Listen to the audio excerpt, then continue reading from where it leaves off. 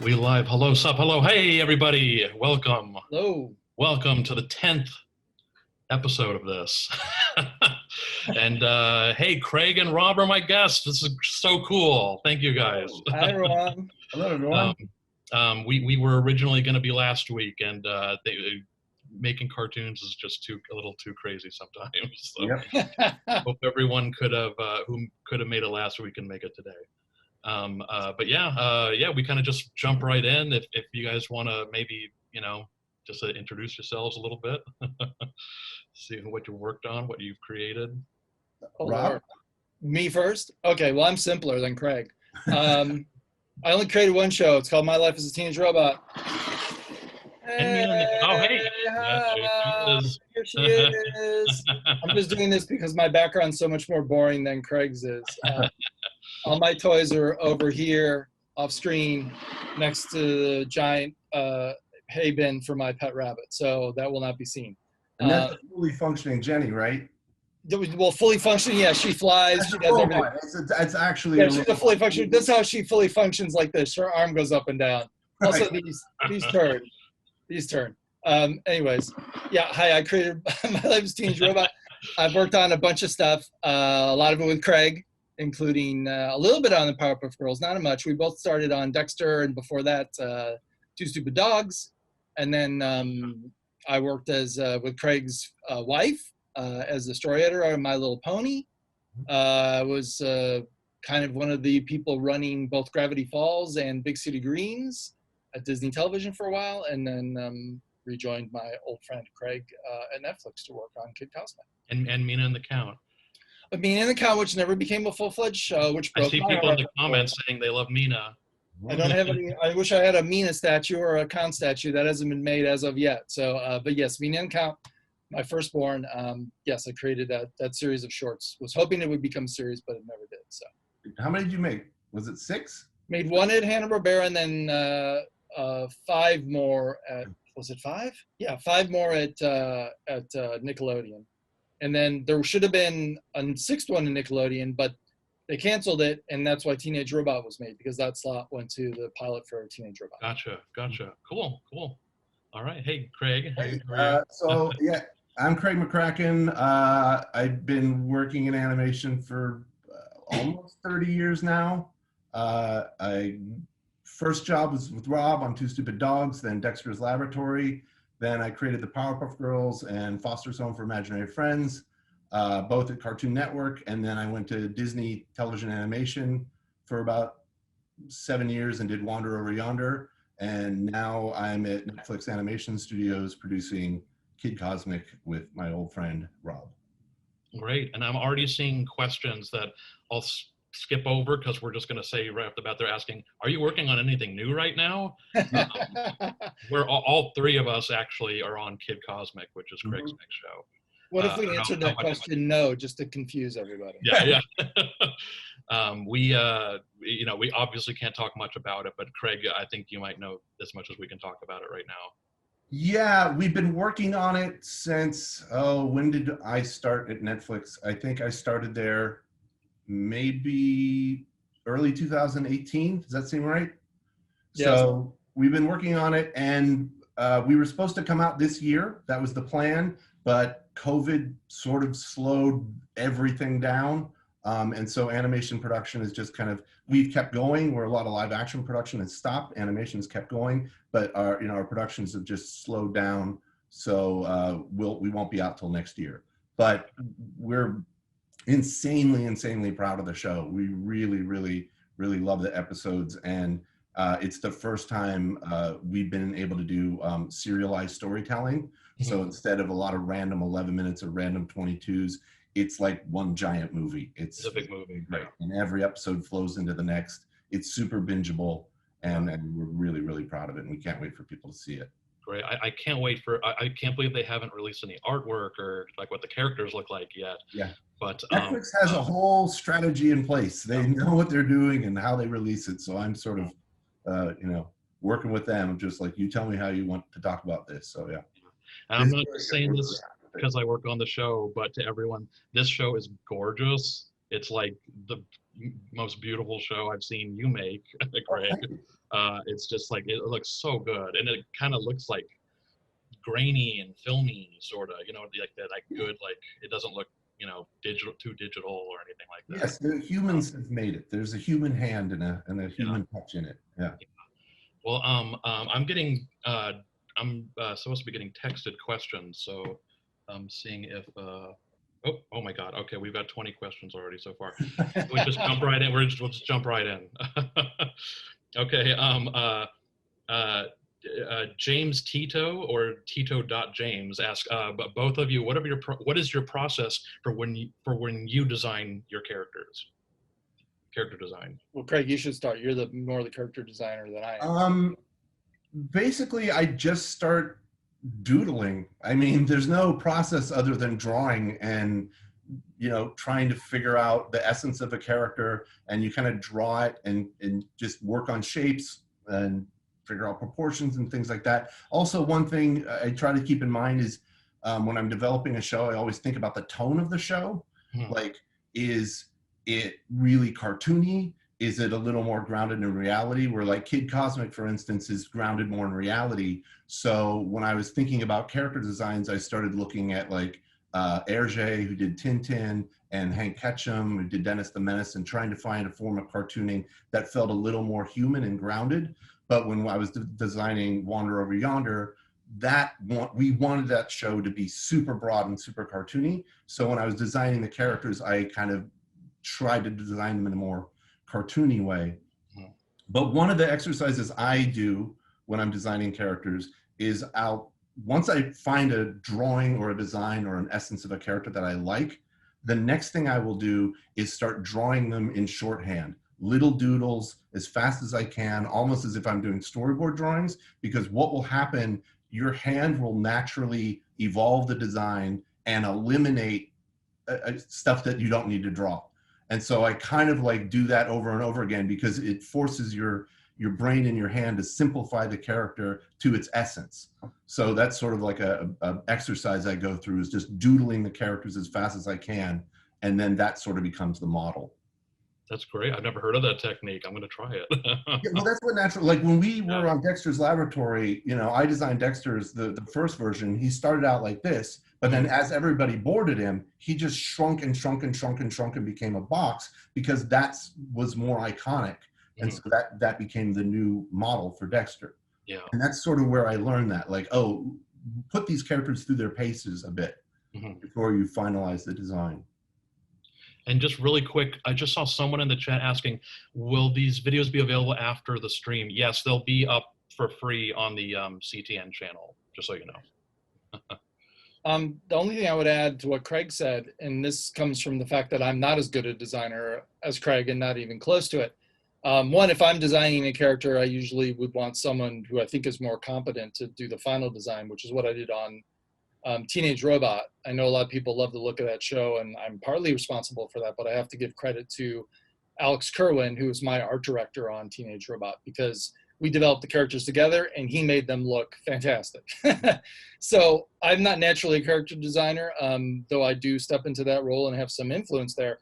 But because I'm not as good as Craig or the other people I know in the industry, one thing I do is I try to look at the actual thing. If I'm designing a character based off of something that actually exists, obviously, Teenage Robot was about a robot. Robots don't really exist, at least not in this sense. But if I was looking to design something from reality, I would look at that I would look at reality and look at what reality looks like. Even if you're going to design a character super cartoony, sometimes the actual real thing can influence you in a way that you wouldn't expect.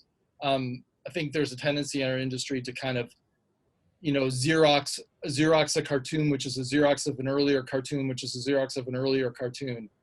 And I love cartoons as much as anybody who works in the industry, but I feel like it's good to bring in an influence that isn't cartoons in and of itself into your design process, and look at what things look like in real life, and as well as looking at illustrators that influence you or that you love outside of the animation industry, like Craig had mentioned, with Tintin and other things like that, which aren't strictly animation. Gotcha. Cool. That's what I do too. I initially designed my characters, then I hand it off to someone 100 times more talented than me, and I'm like, make this work, you know. And from Alexander, this is for Craig. How is it difficult to slightly alter your art style for every show you've done? Not really, because I mean, the essence of drawing a design you can apply to anything. So again, it goes back to the tone. What is the vibe of the show? What do I want it to feel like? And I'm not a musician, but I would liken it to playing in different musical styles. You know, the essence of it is the same. So when I'm drawing, you know, it's just, if I want the show to look UPA or Hanna-Barbera or whatever my influences are, I just kind of analyze that kind of design style and see what makes it work. And so it's just a matter of kind of adapting that. And your own natural hand is going to come out anyway, because you're drawing it. So there's going to be the similar connective tissue to whatever show you're working on. But you sort of just, you kind of figure out the tone and the feel that you want it to look like. And then you just sort of try to emulate that style as best as you can. Cool. And for both of you, I think this is the main question of the whole stream, is how did you both go from being, I'll try to word this, how did you both go from working on other people's shows to finally working on your own shows? Well, it's a little bit of luck, and a little bit of being at the right place at the right time. We both started working at Hanna-Barbera together, and there just happened, Fred Seibert, who was the president when we got hired there, worked on a show that was pre-existing called Two Stupid Dogs, and we were both, Craig was a designer, I was a board artist. And while we were at that studio, Fred Seibert started what became the What a Cartoon Shorts program. And, you know, we had both done, you know, student films that we thought had potential to be series. And we just basically pitched what was our second year Calarts student film as a possible show. And that was Powerpuff for Craig. It was Mean in the Con for me.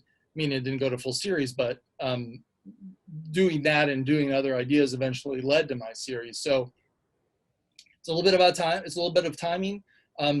It feels like it's a given now that you can have your own show. Back when we were doing those pilots and when we got our show, that wasn't a given.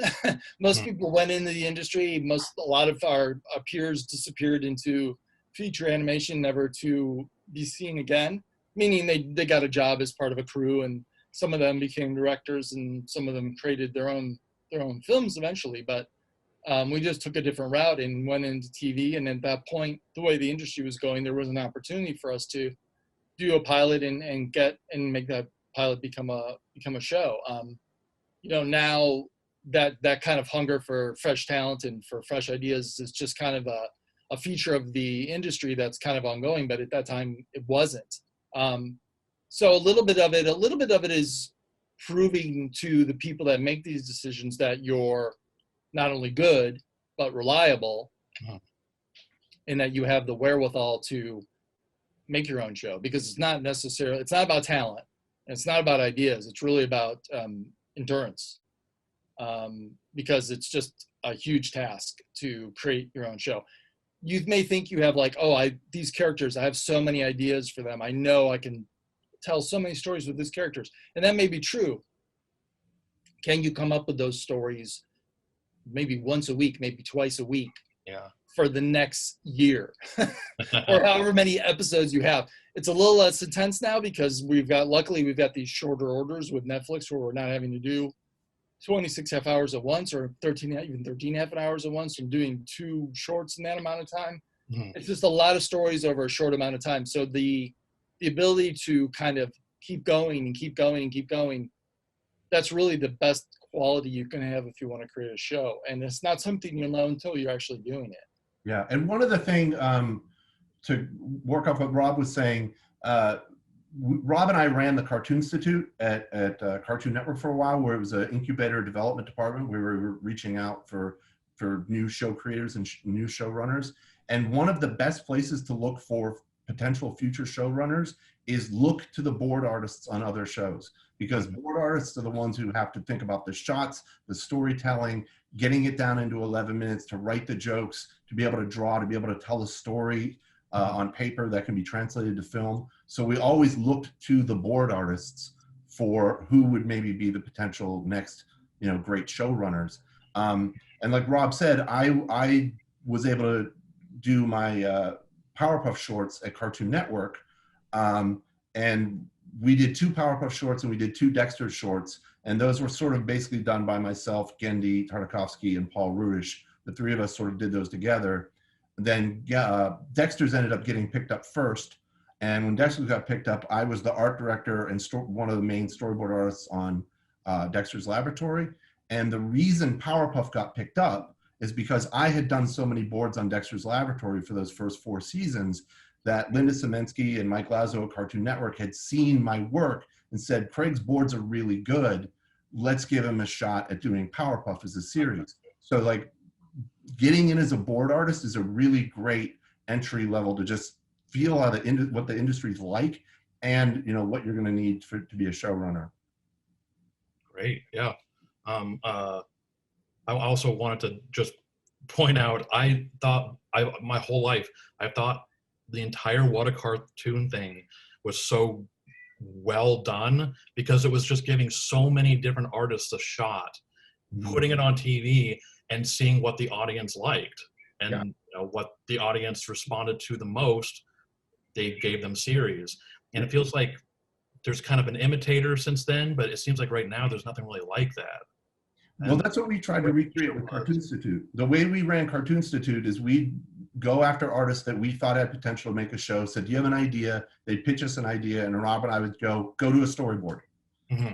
Go to a storyboard and come pitch the storyboard. We sort of thought like, it's like American Idol. Yeah. You come in and you perform and you sell your cartoon, you sell your idea and you sell it to a room of executives. And then what we would do is after they would leave the room, we would get together with the one executive and the kind of brain trust of artists going, do we want to make this one or we don't want to make this one? And if we wanted to make it, we said, you got a short. It like happened immediately, which is what a cartoon was like. It was, for all of us to get those shorts, we all had to just do a board. We had to do a board and go and pitch it to the network, the executives from Atlanta. And if they liked what they did, we made the cartoon. And were there two Powerpuff shorts before the series? Okay. Yeah. Same with Dexter. Yeah. Dexter's. Yeah. And I only did one Meaning in the Cat at Hanna-Barbera, but then I was able to move up. Fred switched from Cartoon Network over to Nickelodeon and did the same kind of program there. And that's why I did 5 more of them at Nickelodeon, because I was able to take the idea with me, because it got passed on as a series at Cartoon Network.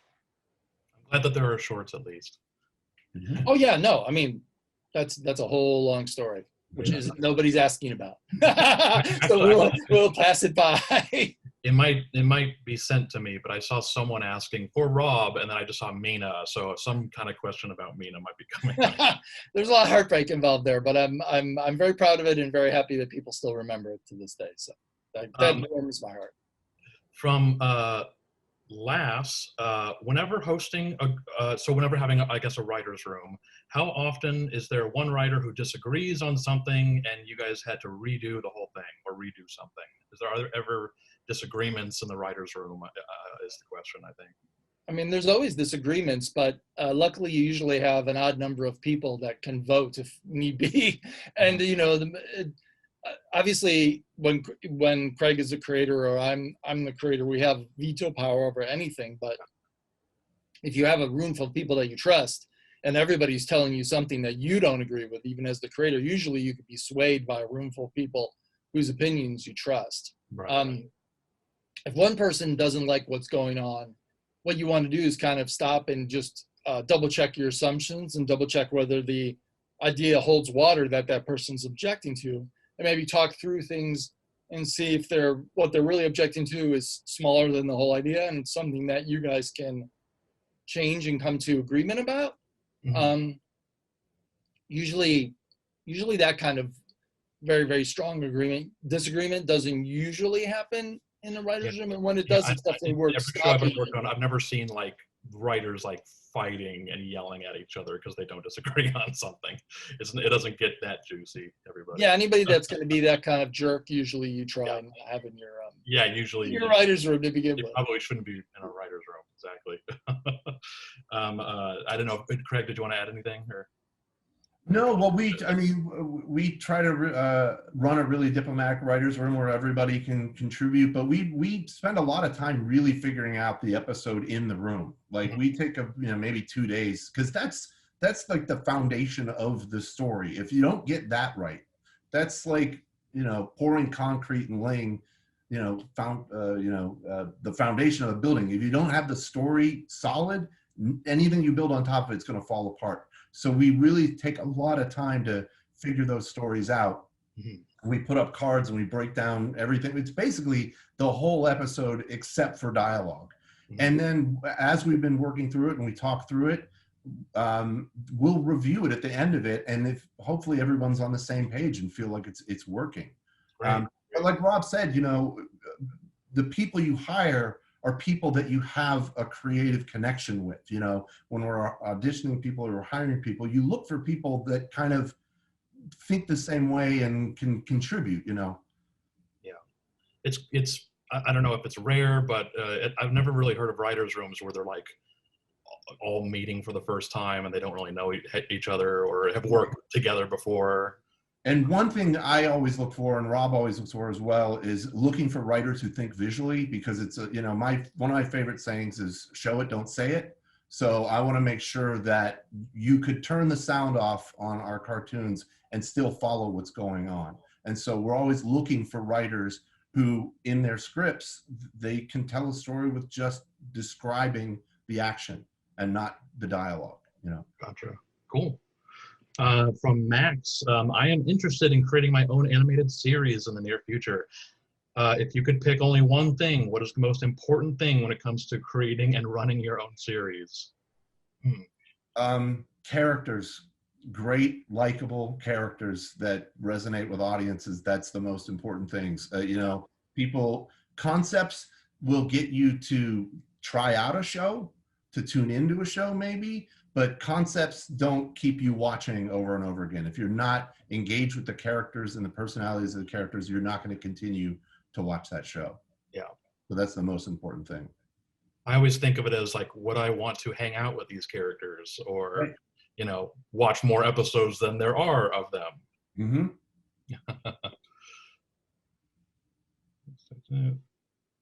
Sorry.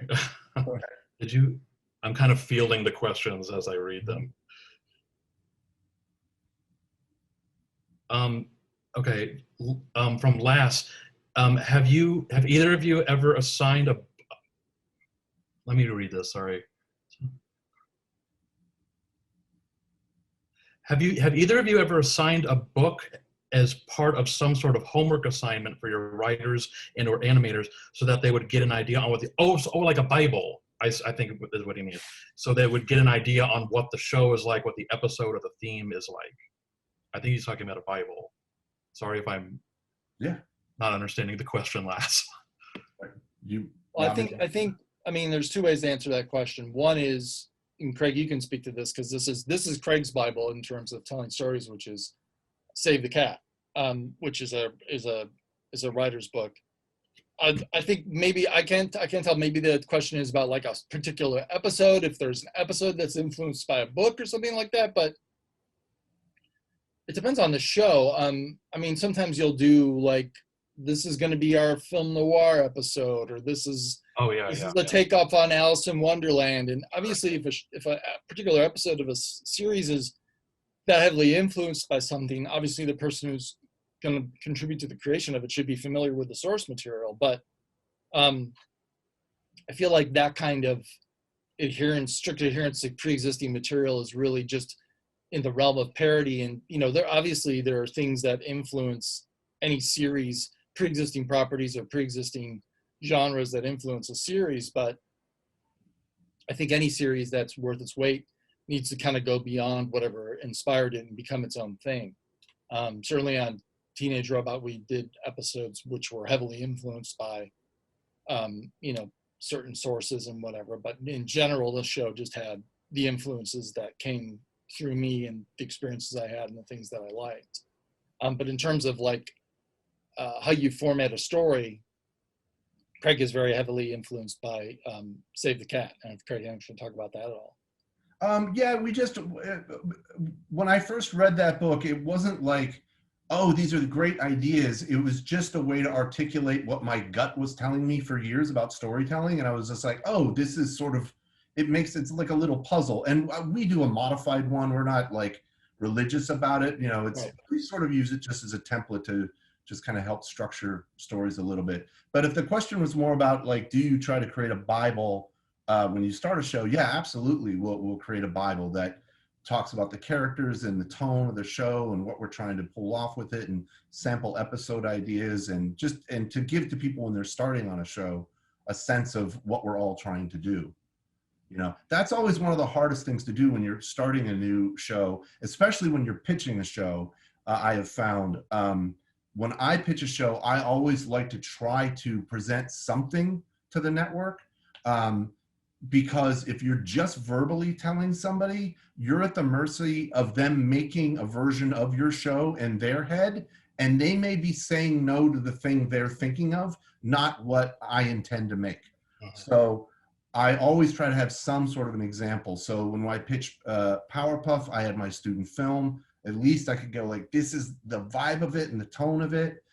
With Foster's, I filled a room with artwork and inspirational stuff, so you could just see the characters interacting. I had like a 60-page graphic novel that I didn't finish for Wander Over Yonder that I presented to Disney. Like, you could read this and get a feel for it.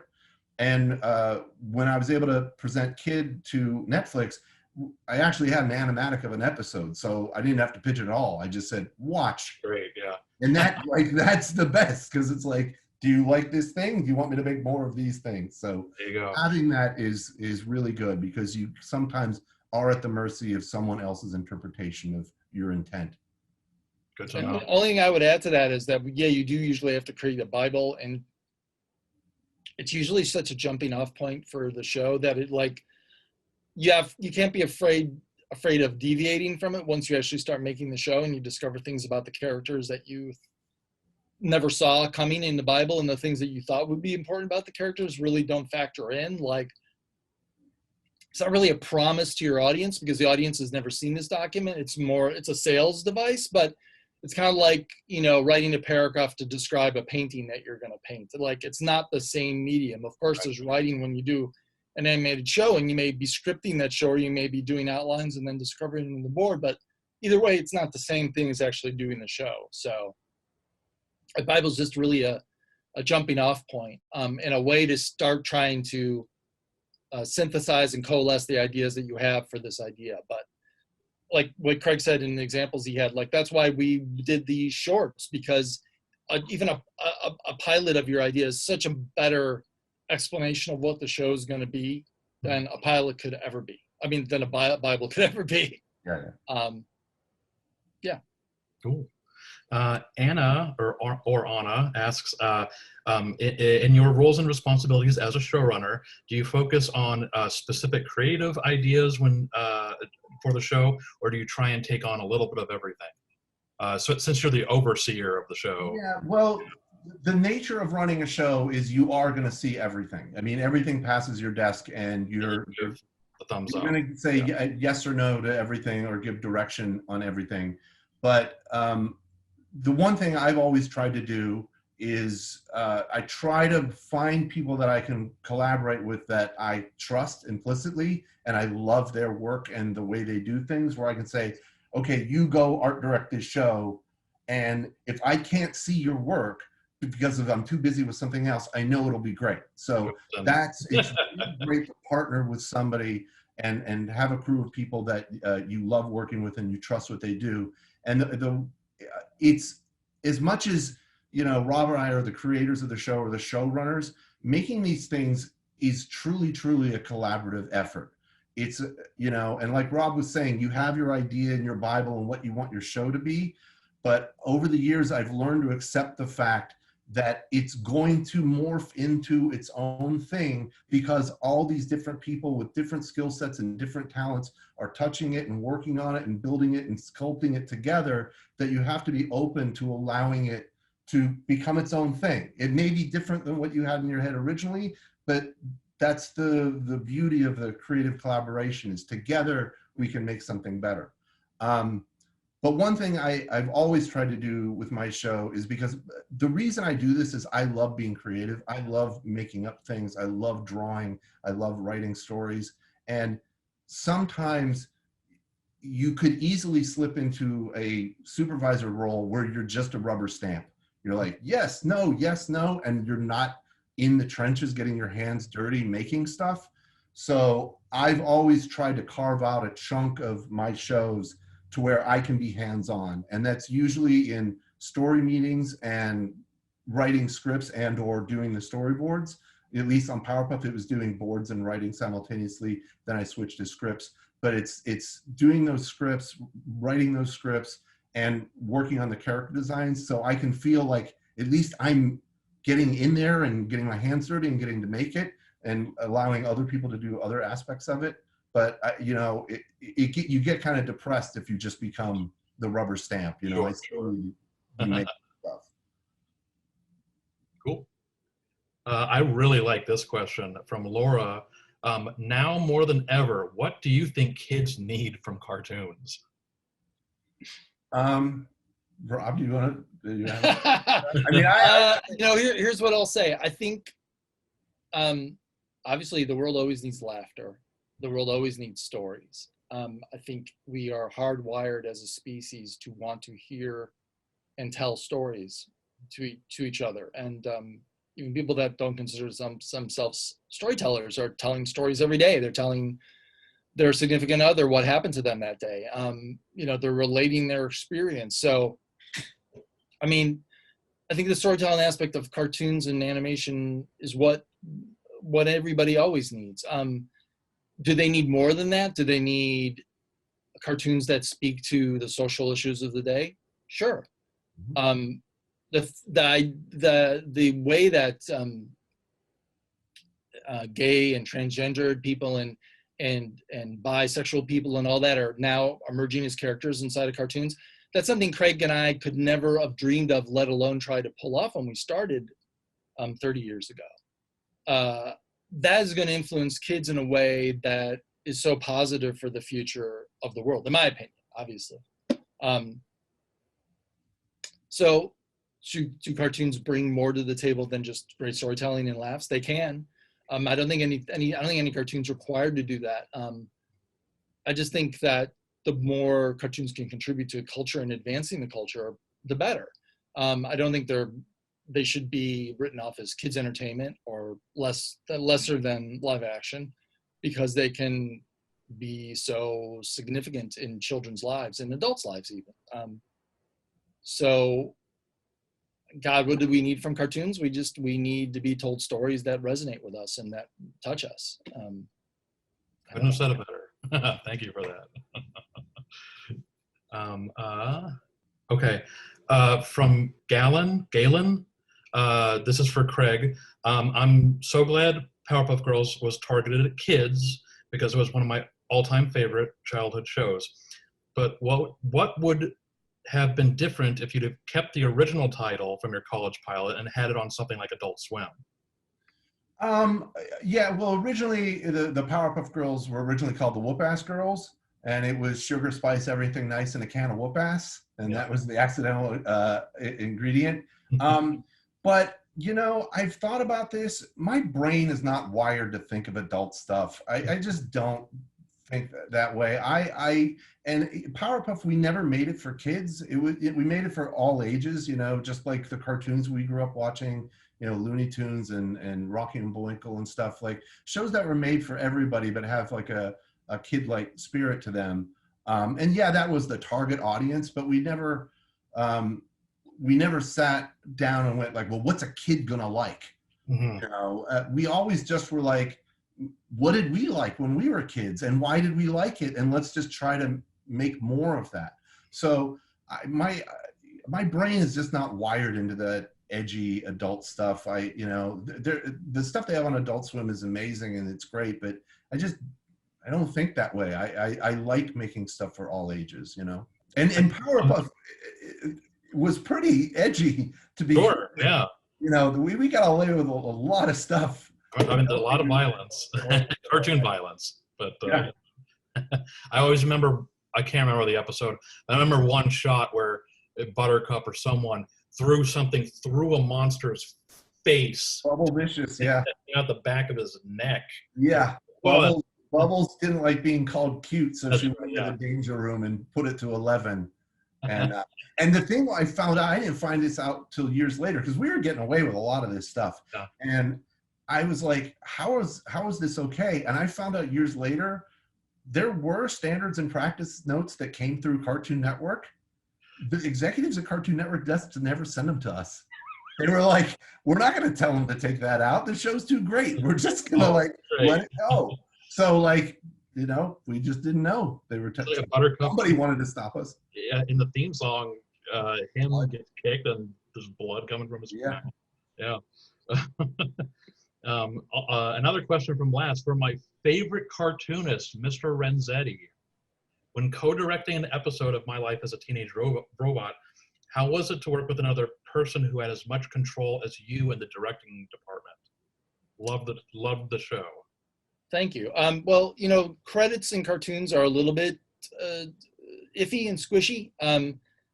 What those credits really meant on Teenage Robot was that there was someone else who, now we're going to get in the weeds, and I'll try and keep this as simple as possible for people who don't know what I'm talking about. There's things called exposure sheets, which are frame-by-frame instructions for the overseas animators about what to do. So if you got a character here and they got to move to here, the X sheet basically tells them how many frames you have to get over there. So it could be slow, it could be fast, whatever. So the director that I'm usually credited with is the person who do the X sheets. I would give them an initial pass at the timing, then they would do the exposure sheets, and I would review those exposure sheets. So that's what the directors did on Teenage Robot, my co-directors. For me, I got the directing credit basically because I oversaw everything else, including those X sheets. I would look at the character designs. I would look at the storyboards and make changes to the storyboards. I was always the last hands that the storyboards passed through, similar to what Craig did on Powerpuff. So it was just a kind of catch-all credit to give both someone who technically was doing the simple job of directing the timing of the animation, and me, who was doing a more general job of not only overseeing that, but kind of directing all the other aspects of the cartoon. We weren't really co-equal. I was always supreme, if you want to put it that way. I mean, it was always me who made the last choices in every department of my show, obviously, as you do as the creator, which is the pleasure and the burden of running your own show. Everything is on your shoulders. I'm going to tell everyone right now, questions are sadly cut off. We have way too many questions before 6 o'clock. So cut off. Yeah, we have at least 60 questions so far. I better take, if we're talking until 6 o'clock, I better take a drink. Sure, a large bottle of water. We're almost halfway done. It kind of flies by. So, okay. From Max, when it comes to creative control over your own project, how often is it a struggle to keep it your own vision? And I suppose that might depend on what studio you're working for. Yeah, it does depend on the studio, definitely, for sure. But like I said earlier, you have to just be open to the fact that it's going to take on a life of its own, and embrace that the collaboration you're going to be involved in with other people is going to be the product that you make. I try not to work for places that are going to dictate to me what they want my shows to be. It's just like, well, you've hired me for a reason. Mm-hmm. I've been making shows for a while, and if you like the type of shows I make, I'll make shows for you. And when I'm working at a studio, I do try to get a sense of well, what are you looking for? I'm not one of these people who sees the executives as the enemy or whatever. I mean, it's their money that they're investing in me, and the network has a goal and something they're trying to achieve. And I always want to go, well, what are you looking for? How do you want this to feel? And I can work within that. I'm not going to just completely change my idea to fit the needs of a brand or something like that. But I'm open to hearing what, when we did Powerpuff, we did the Powerpuff movie. And after the Powerpuff movie, there was kind of a new regime change that came in. to Cartoon Network, and I could tell that like the tide was turning a little bit. They maybe didn't want to be as edgy. They wanted to be a little more family friendly. So I kind of developed Foster's with that in mind a little bit, just kind of seeing the climate of the studio and where it was going. And I was like, oh, I have this idea I think could fit in with, you know, where they're trying to take Cartoon Network, you know.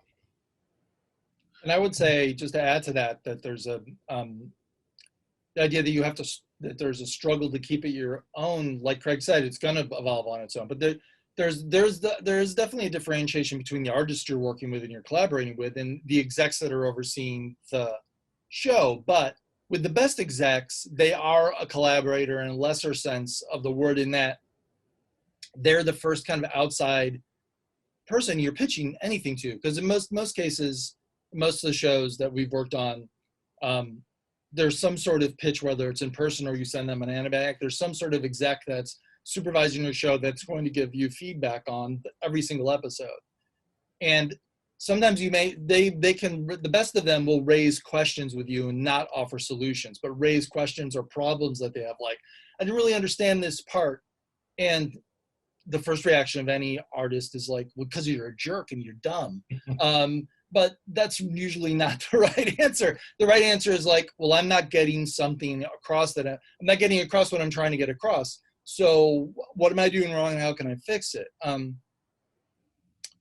So it's not really about having a fight to keep your vision. It's more just about making sure you're communicating things in the way you want to communicate them.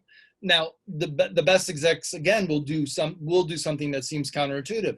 They'll like if you say no to them, if you stand up to them for a principled reason, because no, my character would not do that. That's not who that character is. They want to know that you have a strong perspective on your show and that you know who your characters are, because that will make for better cartoons and better stories.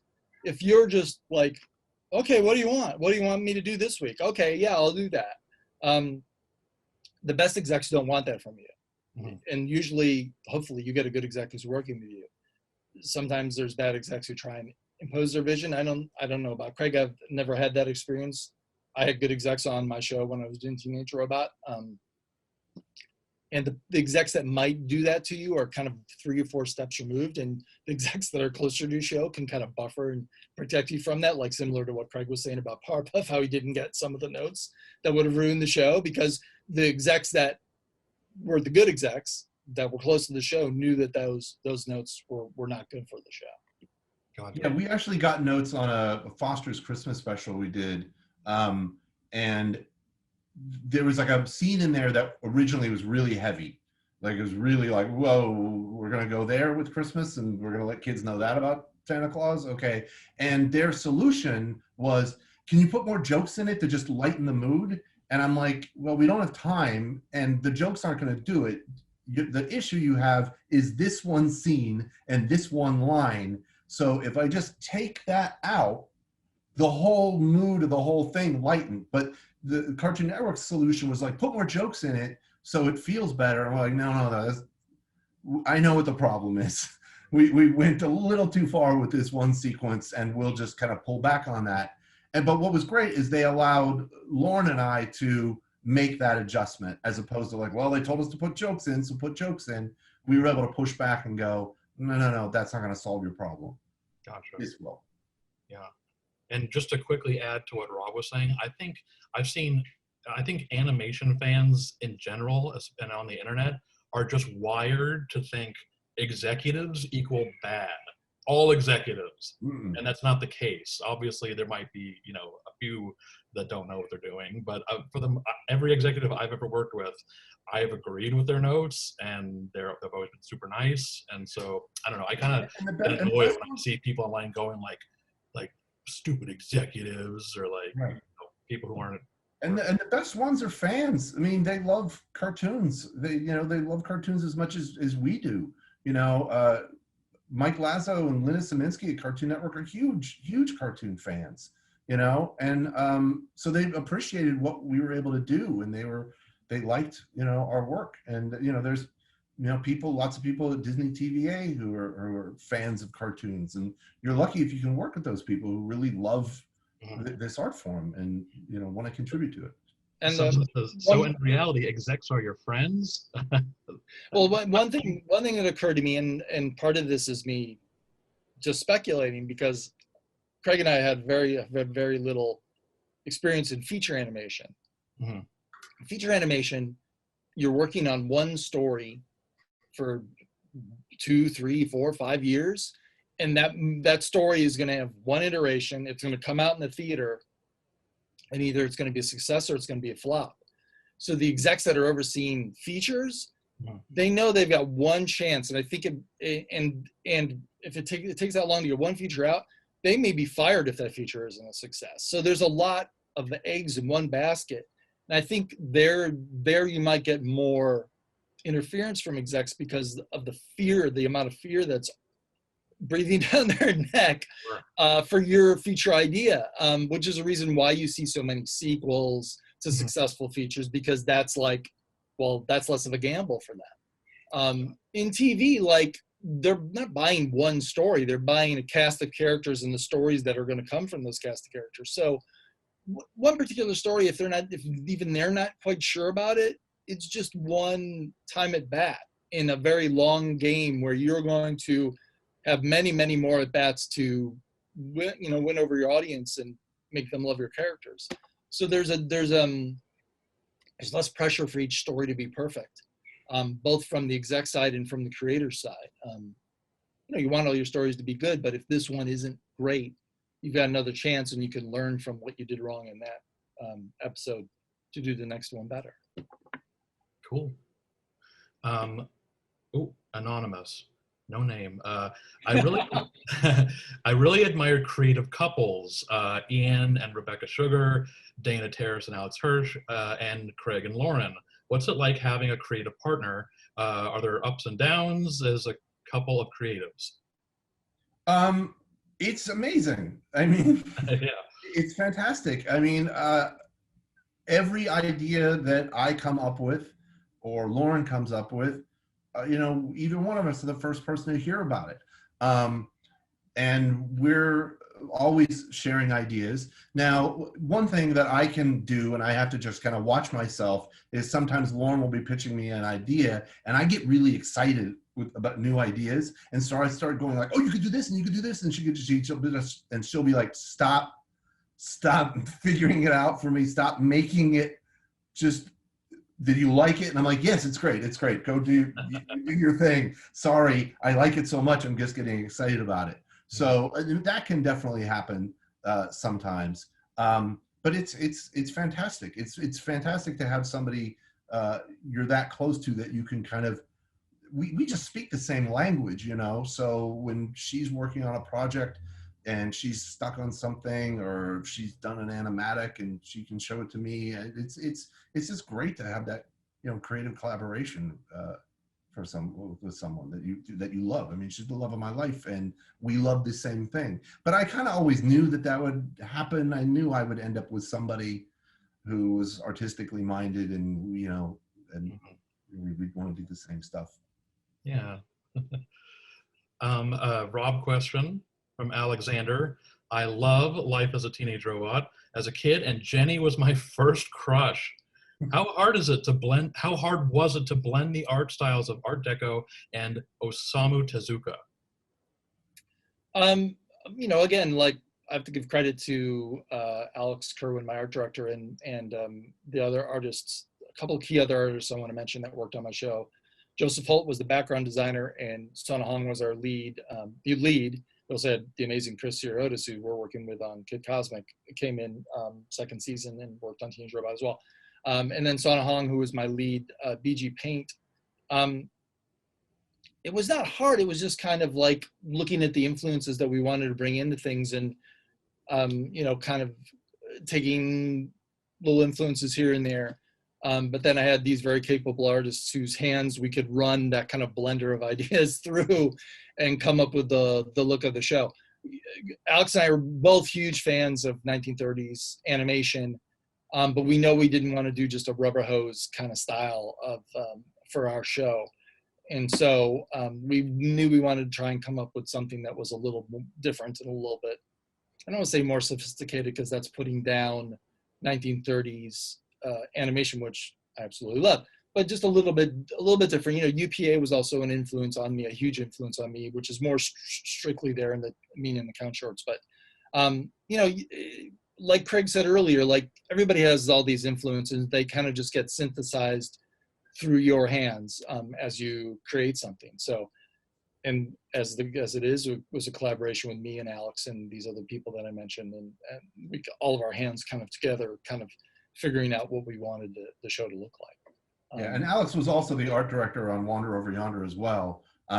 And he's just, you know, he's an amazing, amazing talent and comes from an artistic family. Yep. And everyone in that family is creative and is really good. And he's like this little, like, that's the wrong word. He's like this cartoon scientist. He's able to just like dissect what works about certain styles of design and understand it from just like a drawing standpoint and break it down to the essence. He's currently designing the new Looney Tunes shorts, and he was able to just get in there and like go, well, here's the essence of this era of Bugs Bunny and why it worked and why that design works. And he just has a brain that's wired that way. So when Rob says Tezuka and Art Deco, he's like, all right, I know this is what we need to do. And he's just brilliant at it. He's just really incredible. He's one of those exceptional talents who can just, you know, get in there. And when we were doing Wander Over Yonder, it's like there was this preschool show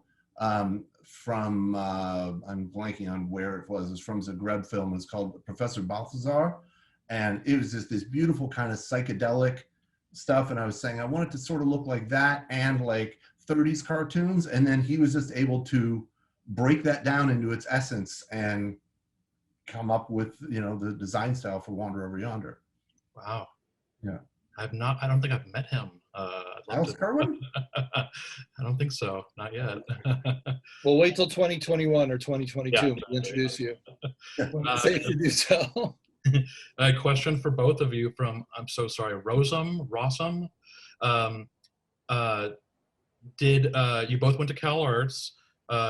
How did Calarts boost your creativity for your work? And I would like to add to this question, if you found yourselves going to somewhere else beyond Calarts, do you think the outcome would have come out differently, or what was special about Calarts? Well, I've always said when I was in high school, I was one of two people who could really draw, and who also wanted to pursue art as a career. I was the only one that liked cartoons.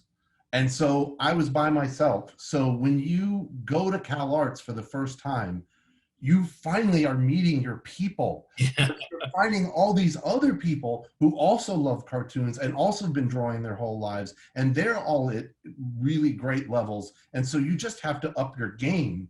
And even though Calarts is about the faculty and the school and the classes you're taking, the real collaboration and the growth as an artist comes from those friendships that you make. I mean, Rob and I have known each other for going on 30 years now, and we've been creatively collaborating since we met at Calarts, you know, and you sort of find like-minded people. Like when we were there, there was a group of people who they wanted to be Disney animators. Like that was their goal. They were like, I want to go animate on Disney features. And then there was this other group with myself and Rob and Gendy and Conrad Vernon and Miles Thompson and a lot of other people. We were more into cartoons. Like we like Looney Tunes and Rocky and Bullwinkle. And so we wanted to get into animation because of that. And so we all just sort of gravitated together and started just inspiring each other and working off each other.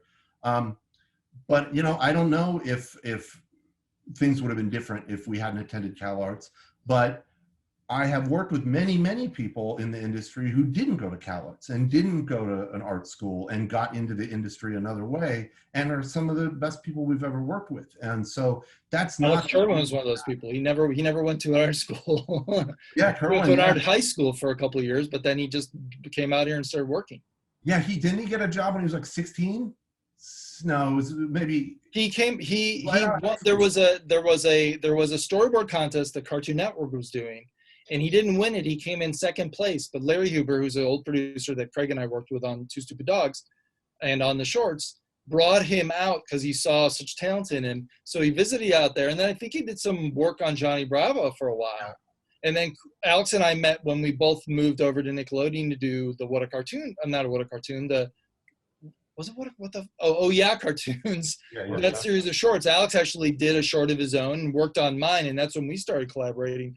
And I remember at the time he was debating whether he should keep working in the industry or go back and go to school and go to Calarts. And I said, even back then, Calarts was expensive for the time, not like it is these days. But at first I thought, well, of course you should go to Calarts. But then the more I saw of what he was doing, I'm like, you don't need to go to Calarts. You're getting the education you need here in the industry with this collaboration that was happening on Oh Yeah, because it was kind of like being a student, like being all these other artists doing their own projects and working around it. I think the landscape has changed since when we went to Calarts. There's many more opportunities and there's many more avenues to learn about this kind of stuff. When we were, this is pre-internet, guys. This is pre that kind of connection to the world around you that didn't exist. It was kind of like the immediate people that you were with were your connection to they were your knowledge base and what they knew about and what you could bring to them that they didn't know about. Yeah, and to add to that, like when I started my third year at Calarts, and I was friends with Paul Rudish, and Paul Rudish was a senior when I was a freshman, and he and I became friends, and he started working at Hanna-Barbera peripherally on this show, Two Stupid Dogs, but he was really doing the middle show, Super Secret Squirrel. And he called me up and said, hey, we're looking for an art director on this show that Donovan Cook just sold, and bring your stuff down. So I took my stuff down to Hanna-Barbera and got hired on the spot as the art director. And Donovan was like, do you know any board artists? And I'm like, yeah, my friend Rob and Gendy are great board artists and they love cartoons. You should call them in. And so they came in and they got jobs. And so because of those connections we had at Calarts and those friendships we made, and we knew what we were all capable of and knew we were kind of itching to get in there and try to make cartoons, it was just a no-brainer to bring, your friends in and be part of it. And so, and I remember Rob and Gendy were they were roommates and they came out from Chicago, and Paul thought that they were one person named Robin Gendy. Robin. So when he met the two of them, he was like, wait a minute, you're two separate people? I thought you were one artist that was coming in. But those connections is like, and you see that perpetuating throughout the entire animation industry. There's a reason Brad Bird was able to go do Incredibles at Pixar, because he did go to school with John, right? Like they knew that these kind of groups of talent and artists at Calarts sort of migrate through the industry together. And, I believe Penn and JG were at school together, and Alex was there at the same time. So, and they overlapped with Thurup a little bit. So like these groups just sort of enter the industry and sort of cluster together throughout their careers. And that's sort of just how it works. It's part about school is just meeting the people that you might work with for the rest of your life. That's great. A question for both of you from Dylan. What is the difference between working on an episodic show with little or no continuity and then working on a serialized Netflix story arc show? And how much planning do you have to do in advance for that arc? More planning than we did. Yeah. we found ourselves going back to the earlier episodes as we discovered what happened in the later episodes and adjusting things to make it all work. Yep. It's a bigger task to do serialized show. But Craig on Kid, he had this first season all kind of figured out to some extent. So we knew what the broad strokes were going in. But yeah, it's a more complicated thing. And again, it goes back to the tone. Like, so Wander Over Yonder worked really well as short little 11 minutes. I think we maybe did a few 22-minute ones, but they worked really well because it's a simple idea. I mean, Wander Over Yonder is essentially a Bugs Bunny cartoon, right? It's, good guy and bad guy chasing each other around the galaxy, all right? So that really worked for 11 minutes, and it was a nice format for that. But sometimes the 11 minutes can get really limiting, because I always refer to it like just splashing around in the shallow end of the pool. Whereas telling a longer story, you kind of get to go for a deep dive, and you can go deeper into the story and deeper into the characters. And it's really rewarding to finally be able to do that. You know, it's been something I've wanted to do for a long time. Just the more I get interested in writing and storytelling, it's just the 11-minute format feels so frustrating. And the reason that 11-minute format even exists in the first place is those shows were greenlit by executives who were my age, who grew up watching Looney Tunes on TV. But the Looney Tunes were never designed to be shown on TV. They were designed to be shown in theaters months apart. But when you put them all together, they start like hitting the same notes and feeling like the same thing. But that was like, well, that's what cartoons are. So just every time the cartoon ends, hit the reset button and it all starts over, and the coyote's going to try to get the Roadrunner again, and he's going to fail. And it just, you become, goes in this loop. But I think a generation of kids grew up with that and kind of felt unsatisfied with that. You know, they grew up with shows like The Simpsons that had longer story arcs and deeper characters. And so when you saw like younger, new artists coming in, like Penn or JG or Rebecca or Hirsch, they wanted to tell these bigger stories. They didn't want to just hit the reset button, you know, at the end of it and go like, well, we're going to just do another one. I remember early on, aren't you joking? Like, Alex didn't want to make The Mystery Kids, right? Where it was just new mystery of the week, right? He had a bigger story to tell. And what happened is audiences were like, this is what we've been wanting. This is what we've been wanting for so long. So when those types of shows started happening, people like me who were like having to do just those kind of random 11s were like, can we do this now? Can we tell bigger stories now? Please, please. So when Netflix came along, it was just like, perfect. This is what I've been wanting to do for years.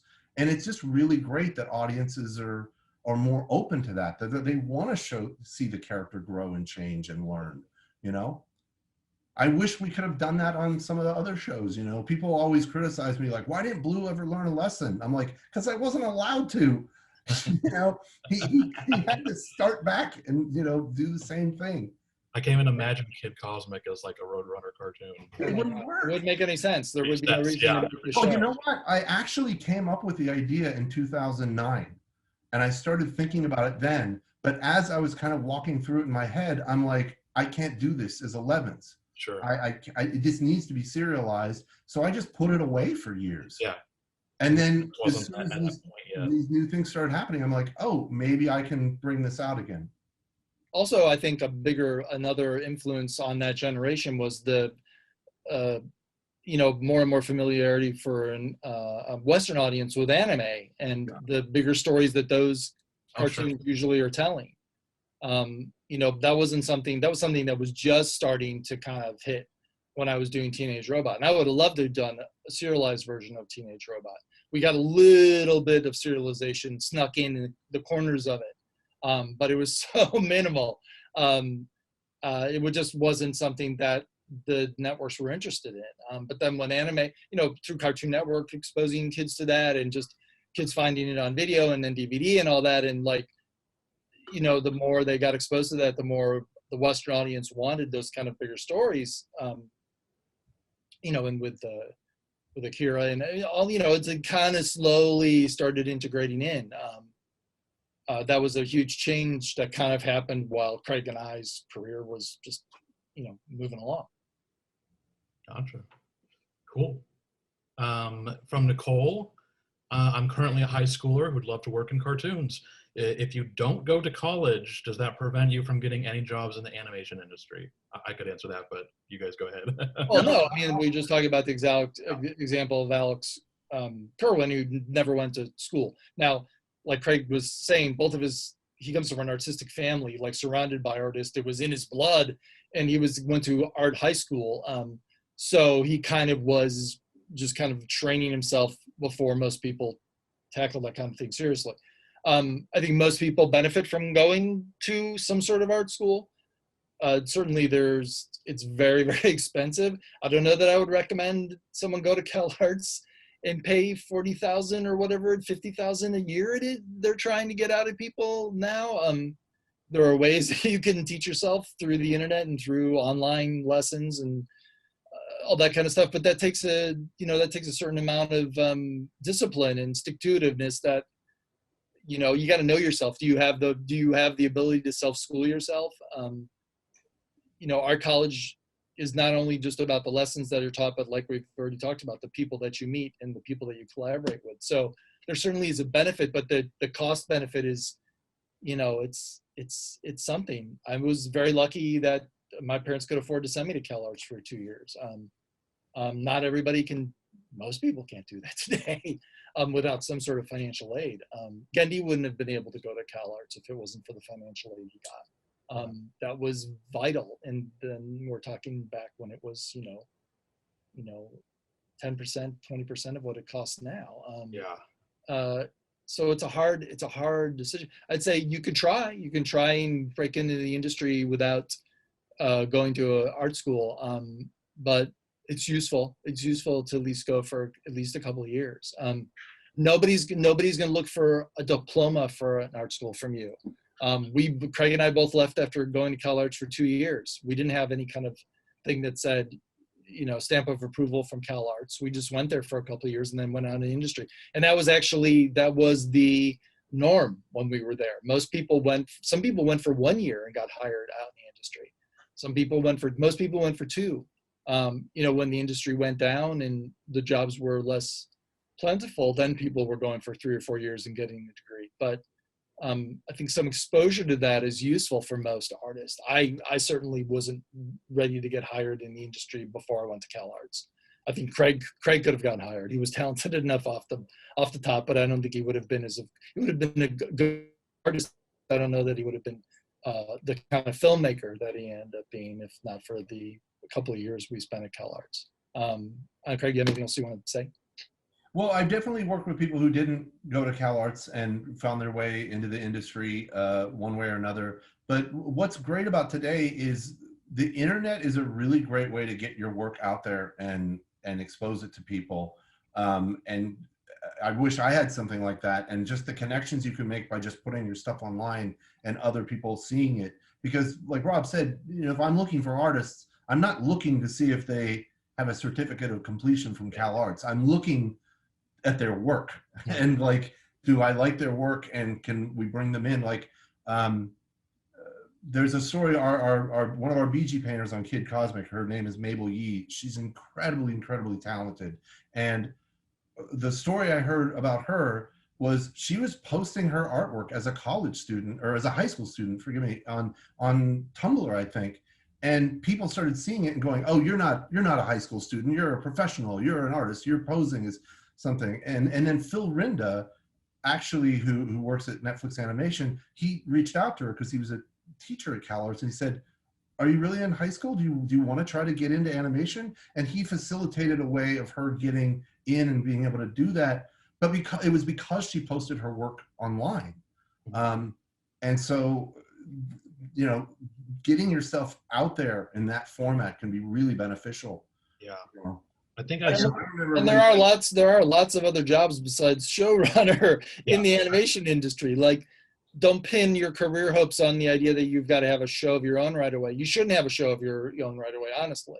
You need I am so thankful. Here's an interesting story.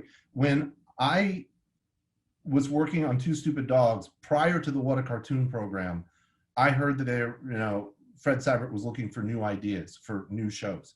So I took my student film for Powerpuff Girls up to the Hanna-Barbera development department. I played it for one of the development executives. She said, I'm really not supposed to do this, but I'm going to bypass the whole development department. I'm going to take you down to Fred Seibert's office. I'm going to show this to him. Oh. I showed it to him. This was 1993. He said, this is great. Let's do it. I then walked back in the trailer where we were all working. I think Rob was probably the first person I told. I said, we're making Powerpuff Girls as a show.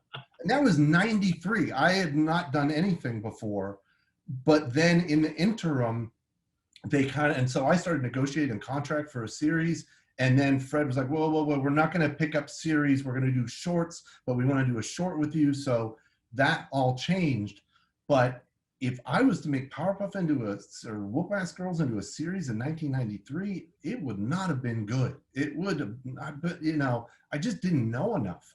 And it was the years we spent working on Dexter's Laboratory and figuring out how to make cartoons, like the training we had just through that process made Powerpuff a better show. And if we had made Dexter right out of college, Dexter wouldn't. We got hired on Two Stupid Dogs and had a couple of years working on a show that wasn't from our creative group, just figuring things out and figuring out what worked for us and what didn't work for us with a group of characters that we didn't have. We wanted those characters to be good, but we didn't have the kind of emotional investment in them that any of us would have had in the characters of one of our group. Like Dexter was Gendy's idea, and Gendy would always be Gendy's idea. But Craig and I put a ton of ourselves into those characters, partly because it was Gendy's idea, and because we were good friends with Gendy, and we wanted it to be good, and we thought we could bring something to those characters. But if we hadn't had the experience of working on Two Stupid Dogs, Dexter's wouldn't have been as good as it was. And we learned stuff throughout Dexter that then Craig applied to Powerpuff. So I don't think anybody should come out of school with the focus being that they're going to have their own show first thing. That is the next. There's going to be an exception. Someone could, there's next maybe a Mozart out there, Mozart of cartoons out there that can do that. But like, I think everybody benefits from working on other people's stuff before they have the opportunity to do their own show. It's good to have that kind of experience, just a practical experience of seeing what it takes to do a show without it being on your shoulders. Even if you're close by working with one of your friends who gets a show, that experience helps you to understand. Though nothing will help you fully understand until you have your own show. Right. Yeah, and like if you just look at the people who were show creators, they all were board artists on a show prior to them getting their own show. And you can kind of just go through all the shows. Like, Steve Hillenburg storyboarded on Rocko's Modern Life before he did SpongeBob, right? JG and Penn were on Flapjack. And I think maybe and so was Hirsch. So was Alex Hirsch. They were on Flapjack with Thurp. And Thurp was on Powerpuff for one of the later seasons. So like you kind of embed yourself on a show, kind of learn how it is. And then while you're on someone else's show, you sort of like go, well, here's what I'd want to do if I had my own show. Yeah. Here's how I would do it. And so that kind of gives you the idea of how you might create and develop your own show. Then you go off and do your own show. It really would help to work on other people's shows before you just jump right in and do your own. Yeah. You learn so much. Yeah. This is from Elizabeth. Hi, I'm a 10th grader aspiring to be a showrunner. What are your tips for high schoolers? Draw. Learn to tell stories. Yeah. Draw and write. And one thing I always try to think of when developing a show, a lot of people come up with these really elaborate concepts and they get into the weeds of the concepts and how the story's going to be. That's not what executives want to see. They want to see characters that they can engage with.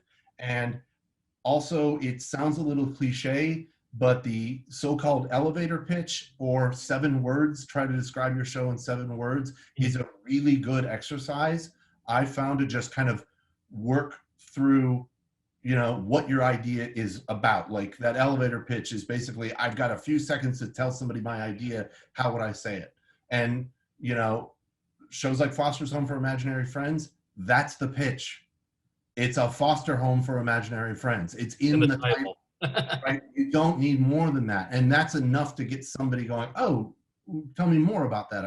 That sparked my interest. So that's kind of a good exercise to try to distill your show down into some simple, pitchable essence. Same with Teenage Robot. It's in the title, the description. Very helpful.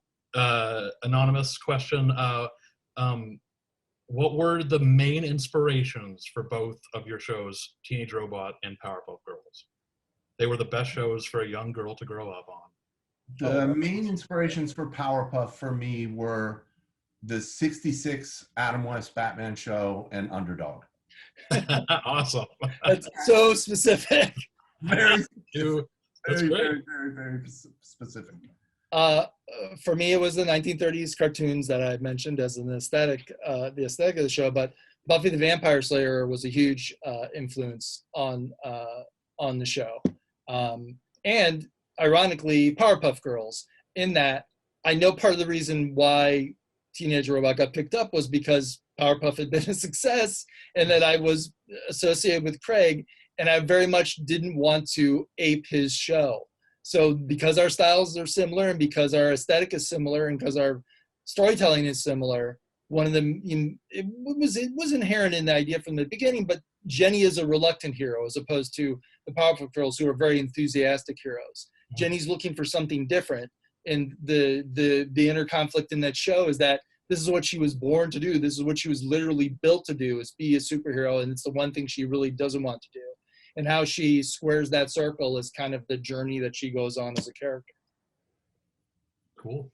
They're kind of opposites in a way, because Powerpuff Girls are super like, let's go fight crime, and Yes, sort of, yeah. I mean, they were both created. You know, they were created to be something else. They were created to be the perfect little girl, and they turned into something they weren't intended to be. Yeah. Whereas Jenny was exactly what she was intended to be, but doesn't want to be it. Yeah. From Eric, what are your options job wise after being a showrunner? And I guess I'll add to it: would you ever want to be more than a showrunner? Either of you. Well, let me answer that one, because Craig has continued to be a showrunner and I have not. It depends what you're. I mean, you can continue to do shows and shows and shows. After Teenage Robot, I was pretty burnt out and wanted to do something different, and I literally was going to take a year or so off, except Craig came to me and said, I want you to come. I found an opportunity at Cartoon Network to work in development and to kind of steer the direction of the studio in terms of what shows they pick up. And so that felt like a interesting idea to me, to kind of take a broader look at things, kind of dip our toe into the water of being an exec in a very, I never wanted to think of myself that way, but that we were kind of execs, bringing other artists and giving them their opportunity. So it depends on where you want to go after that. Other opportunities will present themselves. Having your own show definitely puts you on a different level in terms of how you're perceived of in the industry. If you have a successful show, of course, then that can lead to the ability to create other shows, as Craig has done. My show was never a rating success. It's the reason it got canceled after three seasons of 7, maybe going on to 4 or 5 or whatever SpongeBob is on now, 52. I don't know. I've never had it in my gut to create another show for myself. I've never had the idea that really would prompt me to do so. Where I've ended up being, luckily, is being, kind of a core creative participant in other people's shows. Starting with, I worked a little bit on the end of Foster's while we were also working with Craig, and then I went on to work with Lauren on My Little Pony, and then Hirsch and with the Houghton brothers on Big City Dreams, and now back with Craig again on Kid Cosmic. That's a very comfortable space for me, which is being creatively involved in an upper level, but not having the whole show on my shoulders. I enjoy that. It gives me it satisfies the creative urge I have to make a creative contribution to things.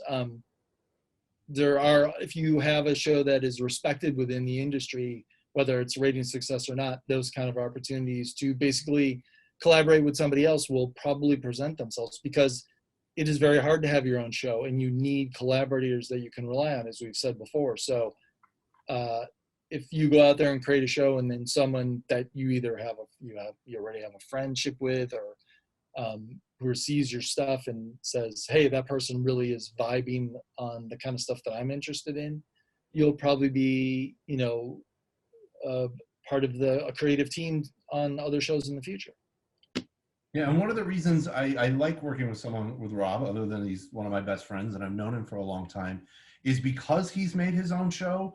The one thing I've learned about running a show that for me is essential: you have to have a number two.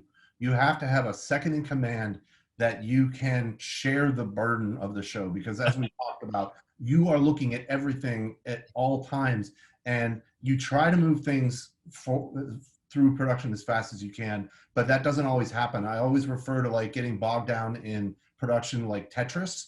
Like, you're trying to delete those blocks and keep things moving, but every now and then it piles up and you're blocked and you've got too much on your plate and you can't get through it, and it holds up production and it delays everything. So having somebody like Rob, who I can say, I don't have time to go to the records, you go work with the voice actors. I know your instincts are going to be right and you're going to know how to direct them, and you know the material. You're going to be great at doing that. And so being able to like take a huge chunk of just the workload and, you know, give it to somebody else to kind of carry that load is essential. Like, you just have to have somebody like that. And so that is another, you know, job opportunity where you may not be the guy running the show, but you're very creatively involved in it, you know. And I think that's one thing Rob did with Gravity Falls is, you know, Alex hadn't run his own show, but Rob had. So he was there to be like, here's how this stuff gets made. Like, here's how we do this. And I think it's such a really interesting role, but to me, that's essential. And it's also good just to have another person to play catch with. Like, if you've got an idea or something you're thinking of, you can just go, does this work? Does this make sense? Should we do this? Should we make this change? Or should I just let it go? You know, it's nice to have that other opinion. And so I've always had, you know, that person on all of my productions. Cool. Yeah. From Veronica, with pitching shows now in a COVID world, do you have any advice on getting into the pitching room during this crazy time? Are studios taking pitches more now since live action's kind of slowed down by social distancing? I don't know, Craig, do you have any idea of whether Netflix has increased its pitching ferocity? I mean, Netflix animation is a new concern, and they're very much hitting the ground running and taking a lot of ideas and producing a lot of content. I don't know what's going on in the other studios. I mean, it would be speculation to say how do you pitch a show during COVID, because neither one of us have done it. Yeah, I would expect just Zoom like this. Yeah, absolutely. Yeah, I mean, that's what it's going to be. You're going to be talking to somebody over Zoom just like this and holding up your artwork in front of them, or I'm going to present now, and then showing them, you know, an animatic you made.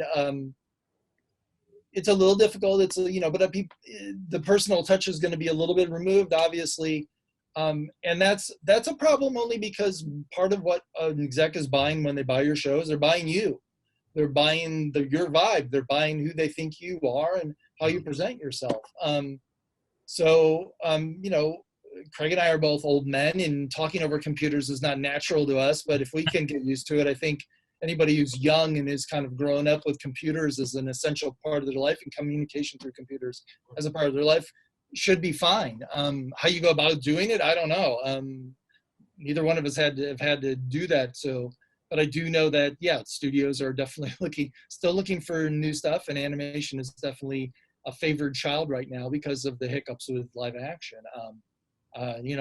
We, as part of being in Netflix, we are on these email chains where we see new hires of people like, these people have gotten hired on these shows in this position, and there's titles of shows that I didn't know anything about before COVID started. So they're definitely picking up new ideas and new shows. They're still looking for ideas. And Netflix is, a bottomless pit to throw your idea into and get to make it, which is, mostly a blessing, a little bit of a curse. It's going to be on a network that has 1,000 other shows from people to choose from. But my experience, and Craig can talk to this as well, is they've let us, the expression is have your head, meaning they are very little creative interference in what we want to do. We have both, the risk and responsibility is on us to make Kid Cosmic a good show. Mm-hmm. It's a good show. I would watch it even if I didn't work on it. But one of the most important things is try to get into the industry, because once you get in and people start seeing your work, you'll develop a reputation. That's really the most important things, because like Rob says, with the things with the new hires, people, shows are in different different parts of production at Netflix, and when people are coming off, the recruiting department is like, hey, these people are coming available, are you interested in them? And they want to keep the talent at the studio. They're not trying to just let people go. They're trying to keep them there. And so if you can get into a studio and develop a reputation as an artist that can get their work done and is producers like it, that's really the start. Yep.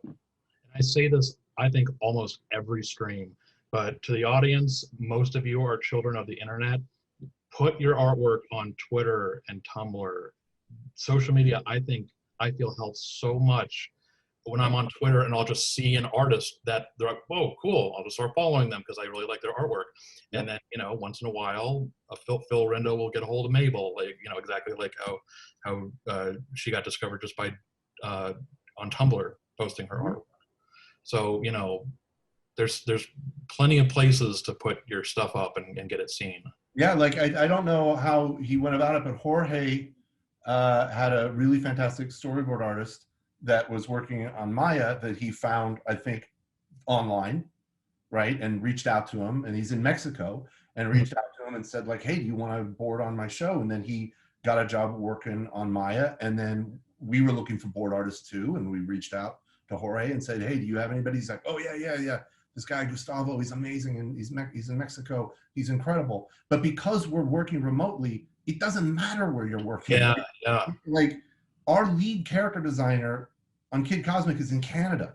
Yeah. It's you can work anywhere now, and because of of how everything's so digital, that's how we're all working anyway. So we're sharing all of this stuff. So like, and Gustavo's doing incredible work on our show, and it's just great to just be able to like find these people that you may not have had a connection to because they weren't in the building or in LA with you. Yeah. And I think this is okay to share, but when, before COVID, when we were at the studio making Kid Cosmic, it was because there's so many people who work on Kid Cosmic that are not in LA. What was there, like 15 or 16 of us in the building actually? It was a really small crew, and the whole rest of the crew was all over everywhere else. And we did that before the pandemic. Oh yeah. It could, it can be done. You don't have to be in LA proper. Yeah. A question from Justin for both of you. What creator or work inspires both of you recently? Any new stuff you guys are into? Well, I have a 4.5-year-old, so I'm watching a lot of preschool stuff. So there's some really great preschool shows that I'm really into. It may not be what everybody's into, but there's a show out of Australia called Bluey that my daughter and I love.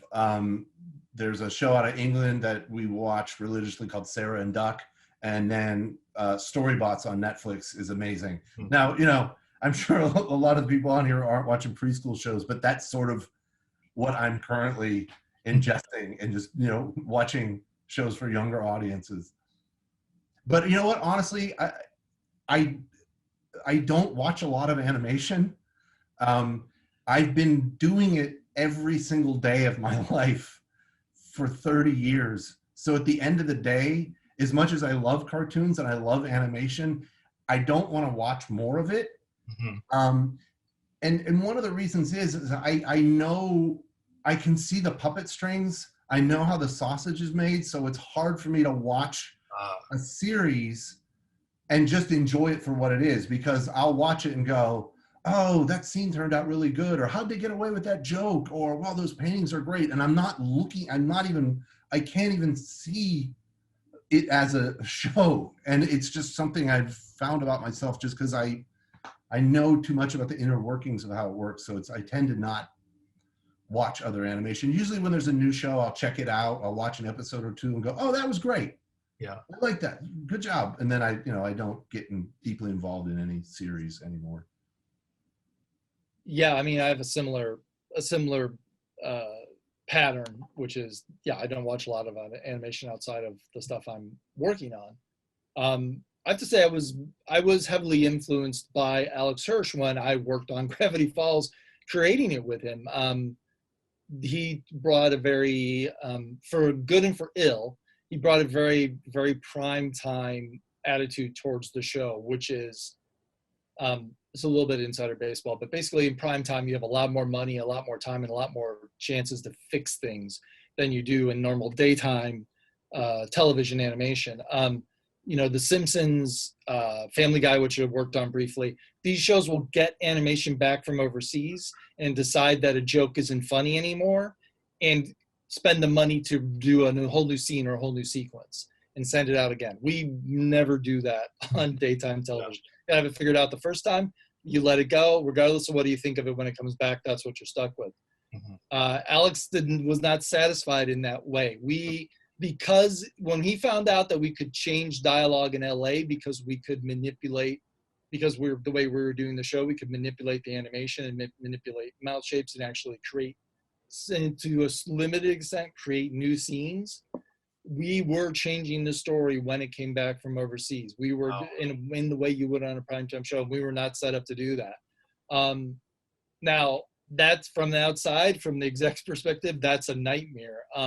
But to his credit, I cannot think of a single time when we did that and did that very painful thing that it didn't make the show better, that the joke wasn't better, that it didn't enhance the story. We didn't do it a lot, but we did do it enough that it was a thing. That was inspiring to me, and only in that because I enjoyed that. I enjoyed the very, very critical eye that Alex brought to his own work. Nobody was less satisfied with the story that Alex came up with than Alex. It could be frustrating as a collaborator with him sometimes, but it was a way he pushed himself in a way that I really admired. And it's not something that I do for myself all the time, but it is an attitude that I try and bring into my own stuff when I am creating things. You know, a lot of time you just run out of time in animation. You can't necessarily you can never make the ideal version of any story because you're doing it on a budget and you're doing it on a schedule, and eventually you have to put it on the air. But you know, taking a critical eye and looking at something and saying, can it be better? Does this make it better, or does it just make it different? That's something that any creator would benefit from, to take that moment to do that, and just, you know, try and be as honest with yourself as you can be. When you're new into the industry and you're pitching your first idea, that idea is so precious to you because you've never done anything before, and this is the first time you're putting something up for someone else's approval or disdain. So if that disdain comes in the form of notes or I don't like it or whatever, it can really feel like it hits your heart. But the benefit you get is you create more and more things, is that every single idea is less precious to you. And maybe that sounds like a bad idea, but it honestly isn't, because your ability as a creator is not dependent on any one idea you come up with. The longer you work, the more ideas you come up with, the more you are able to make that engine turn on again. It gives you a form of confidence that you can't have as a young creator, because you realize, I've done this before, I'll do it again. If this one doesn't work out, the next one will be better. So you become less precious with any script, any cartoon, any series of characters you come up with. If you create another one, you know you're going to be able to do it again. So it makes the criticism less painful, and it makes you able to look at criticism from other people and from yourself more objectively. Because your whole career, what it feels like your whole career is riding on this idea, it really isn't. Even if you have 5 no's. Before Teenage Robot was my show, I wanted Mina and the Count to be my show. After Mina was clear Mina and the Count wasn't going to be a show, I created like 4 other sets of pilots before I happened upon Teenage Robot. And none of those became shows. They only were a single 7-minute pilot. And I wanted all of those things to be shows, but they didn't end up being a show. But eventually I got the yes after a series of no's. I think that's an important lesson for anyone who has aspirations to create their own stuff. You need to realize that no one creation of yours is a complete reflection on who you are as a creator. Yeah. And even I'll add to that. When I first did my first short for Powerpuff Girls, and we focus tested. I'm sure people have heard this story. We showed it to a group of 11-year-old boys, and they said, this is the worst cartoon that has been ever made, and whoever made it should be fired. So I'm sitting in the room with all the executives watching these 11-year-old boys destroy the show. And I was like, I went back to the studio and I started redesigning the characters, and I gave them fingers and I made them more accessible. And I was like, oh, they didn't get it. They didn't get it. And Mike Lazo from Cartoon Network called me and said, like, hey, Craig, I hear you're changing Powerpuff. Don't. We like it. It's really good. And he goes, what was really interesting is you got an extreme reaction out of them. So there was something about it. They wanted to grab hold of it and like it, but you didn't give them enough information, or something was missing. And I kind of took that to heart. And he goes, Lazo said, if I got a neutral reaction, like, yeah, that was okay, that's the thing he would have been scared of. But I took that criticism and went, what did I do wrong? Wasn't I not communicating? How was I not telling this idea clearly? And what I realized I was doing is I had been making it in my head for so long. I made an episode that was like a third season, middle of the season episode. And I'm like, no, you got to go back to the very beginning of the idea and go, here's these 3 little girls. They're made out of sugar, and just kind of step the audience through the idea and introduce them, even though it seems like old hat to you and you're like, well, that's boring, but that's what the audience wants, and tell them the story. Who are they as characters, and why should I like them? And don't be so ironic or high concept-y, right? So that focus test was an invaluable lesson for me. Even though it was painful, I really learned how to communicate my ideas better. Yep. Thank you both so much. This is like the most informative stream out of all time. From Gage, what is the process like moving from one studio to the other? Is it scary when you're off on one show suddenly and then need to find new work? You put yourself in a box and you move that box to your new office. Yeah, you have a box full of toys, cartoon toys, and you just move all your cartoon toys to another place. Yeah, and every studio has a different vibe and a different agenda, and you just sort of try to like get in there and figure out like, well, how does this place operate? I was very fortunate that I was there on the ground floor when Cartoon Network was being built, so I feel like I was integral in helping build that studio. And similarly at Netflix Animation, I was one of the first shows and artists hired there. So I mean, when I took the tour, there wasn't even a studio. There was an empty building they were giving me a tour of, like, oh, we're gonna put this here and put this here and put this here. So like, I felt like, well, it's my job to help build this place into part of what it can be. But every studio is different. When I went to Disney, it was just like, okay, how does Disney operate? How does it work? And just trying to navigate that and what it is, they're looking for and what they like. And you just kind of try to, do your best work in whatever environment you find yourself in, Cool. And I would add on a maybe what the question might be also asking, which is like on a more of a like cog in the wheel level, like if you're an artist working as a cartoon, as a character designer, a background artist or whatever, and that your gig's gonna end, I got to go look for a gig somewhere else. If you're lucky, you'll get a gig before your first gig is over with. But if you're not, one thing I learned after the first season of Two Stupid Dogs was you better have some money saved up. So you want to have a rainy day fund. You want to have 6 months living expenses if you can. Save a bunch of money so you don't have to take the next job if it doesn't suit you, just to keep a roof over your head. Craig has mostly been creating his own shows, so he's liked everything he's worked on. I've been privileged enough that when I wasn't creating my own shows, I've been able to pick shows that I thought were a good fit for me because I never felt a financial imperative to take whatever came next. Gotcha. Because after very painfully having $0 in the bank in that first season of Two Stupid Dogs coming to an end and having to put everything on my credit card for a while, I've always had money saved up. So I knew if I can't work for 6 months, I can work for a year, I'll be fine. Um, you want to have that flexibility and that power to say no to ideas that don't suit you, and wait for something that's going to fit you better. Yeah, and another thing to consider is even though the studios are separate, the industry of artists are all sort of interconnected. Yep. So Yeah. I know when a show is ending production. Mhm. Like, oh, they're finishing a show over at Warner Brothers, or this show over at Cartoon Network's ending. And immediately you're like, who's on there? Who's available? Can we get them over here? So You get around the grapevine. right, yeah. And so people kind of just cycle through different studios within the industry once you get in. That's why it's really important to get into the industry, because then you can build yourself a reputation. And then, you know, we're always just looking around like, hey, this show's coming off production. There's going to be people available. And there also is definitely like kind of a vibe thing going on in the industry where the gossip is things are good over here right now, and people migrate towards that studio. Like, oh, Disney is really looking to, you know, make some new shows, and people move in. Like Craig moves over to Disney and says, yeah, it's fine over here, it's good. So I'm like, okay, maybe I'll go over there and work with this new guy Alex Hirsch on his show. And you know, and then more the, you know, people that you know move to a new studio and you're like, hey, that sounds great. And that's definitely happened with Netflix recently.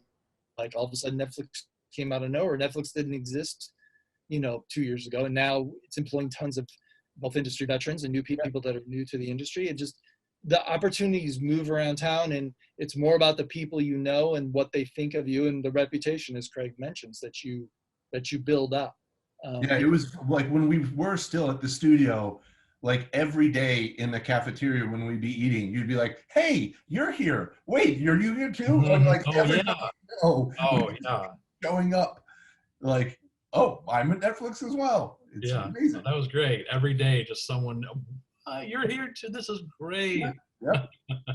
Or someone not there and you know they're working somewhere else, and it's like, oh, you came over for lunch, huh? That person will be working here within 2 weeks. Yeah.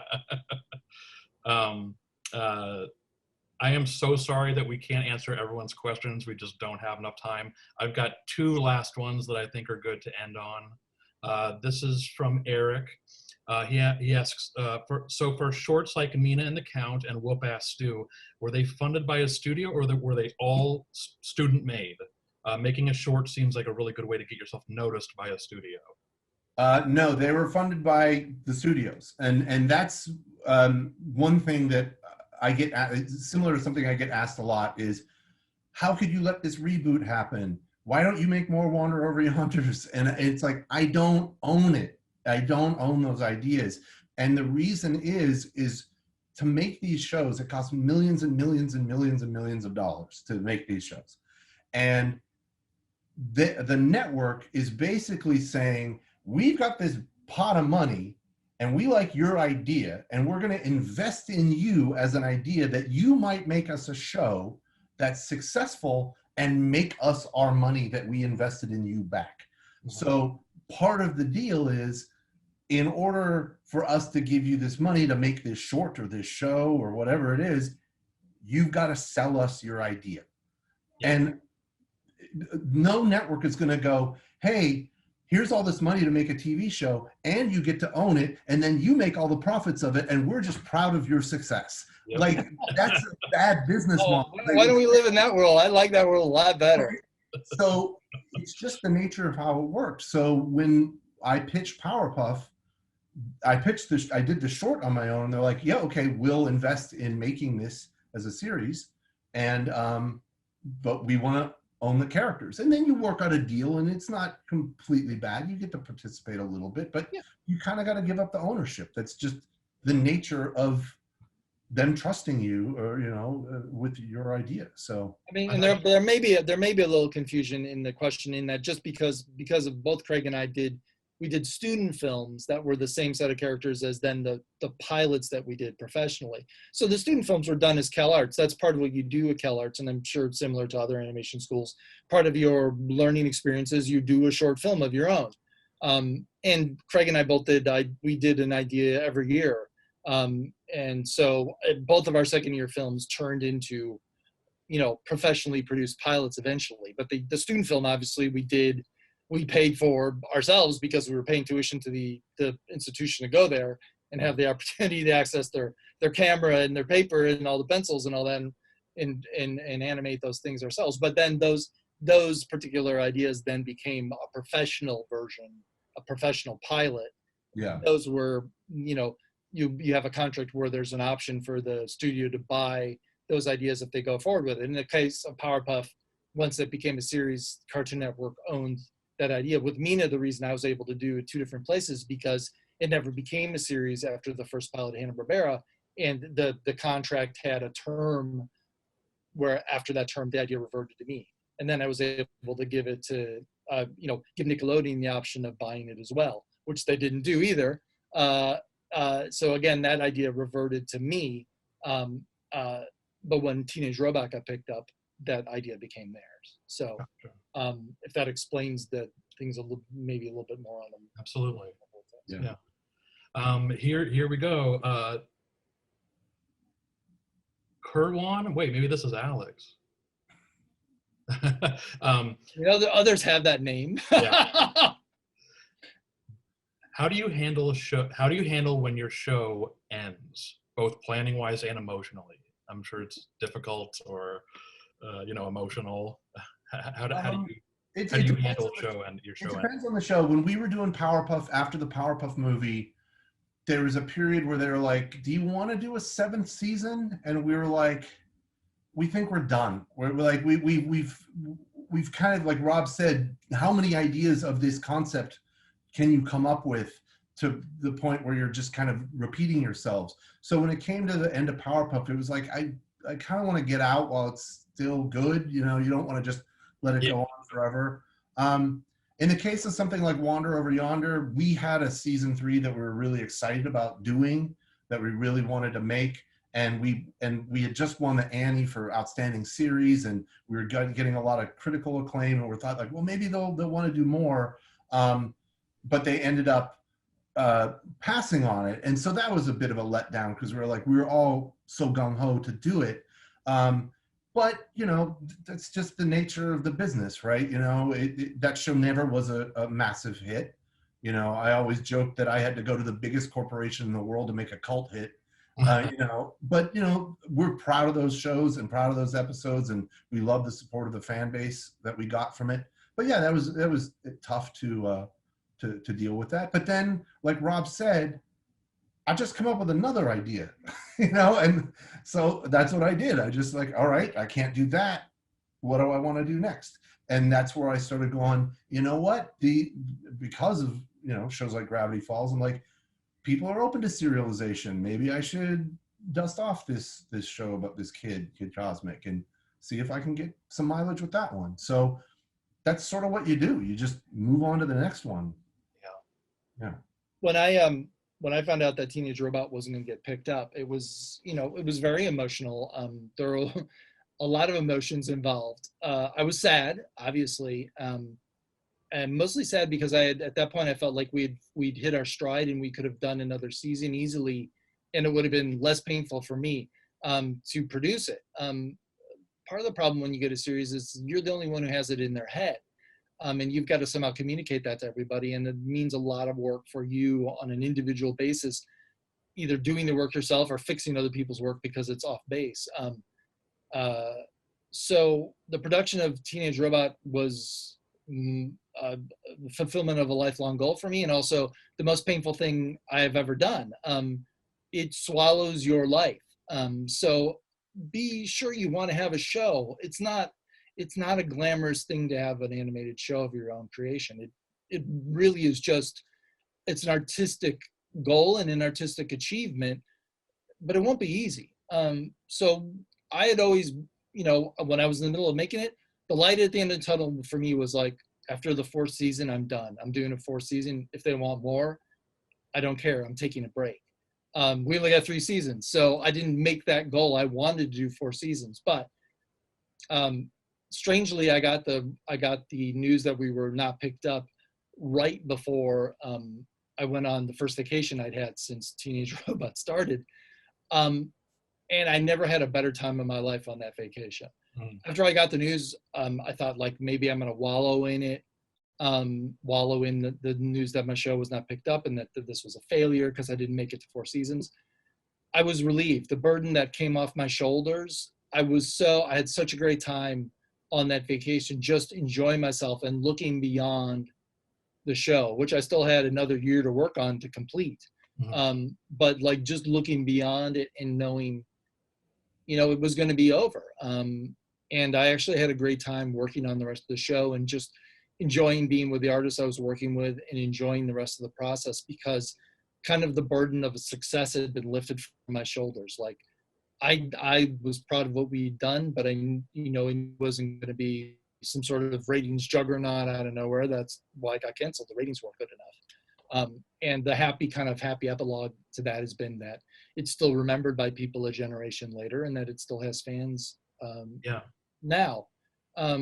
So ultimately, I feel like it was a success in the long term of things. But for me, being what I thought was going to be a very long depression was really just maybe a week of being sad and then going on this vacation and having a great time and coming back and having a great time finishing up the show, because the burden and the worry about success was kind of gone.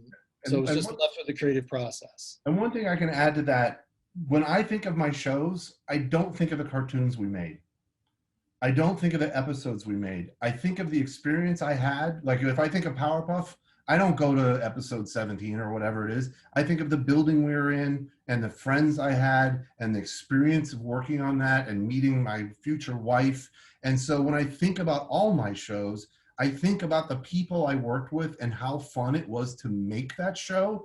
And the cartoons are just the byproduct of our collaboration. And I don't even watch my shows once they're done. Once we've shipped them out, I never watch them again. So it's not really about that episode or I stopped making that show. It's just I want to collaborate again with another group of people that I like working with, and I want to make things again. And that's what I like being able to do. And as long as I can keep doing that, then that's fun. That's where the fun is. The fun is in the making of it.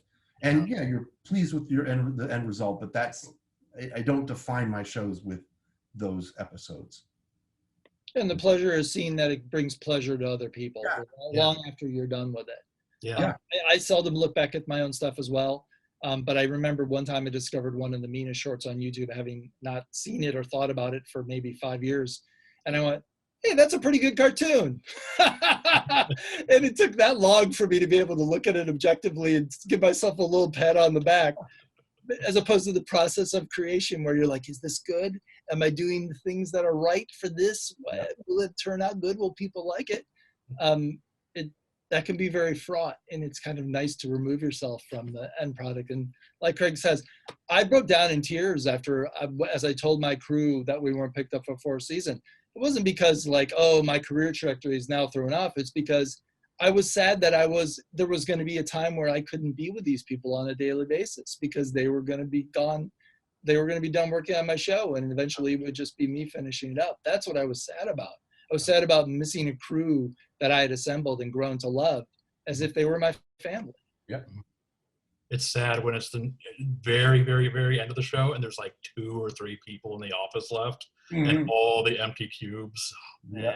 They've all moved on to other things Well, TV animation is a small industry, and you end up seeing again and again. Yeah, you'll end up working with them. Again, as Craig and I have proven. So, I want to thank you both so much. I know your time's valuable. Kid Cosmic is a ton of work, and you guys should be working on it right now. But, thank you for taking the 2 hours out of your busy day to be here and with everybody. I think this was a terrific cap off to the 10th episode I've done of this. And it was a pleasure. It was a pleasure talking with you, Nico. It was a lot of fun. Really I mean, like Rob was just saying, I miss seeing you guys because of the pandemic. Right. It's the Kid Cosmic crew that I haven't seen since February or March or whenever. Yeah, this is how we make the show right now, just like this. Yeah, we make it just by seeing each other on Zoom. Yeah. So it's not quite the same. But, thank you, everybody. This was a lot of fun. I really appreciate it. Thank you so much. Craig and I like to talk, so thanks for giving us an opportunity to talk. But yeah, thank you again. And the audience, if you've made all 10 episodes, thank you for being here. Thank you. Thanks, everybody. So much. See you tomorrow. You Yeah, are. see you tomorrow. I'll see you guys soon.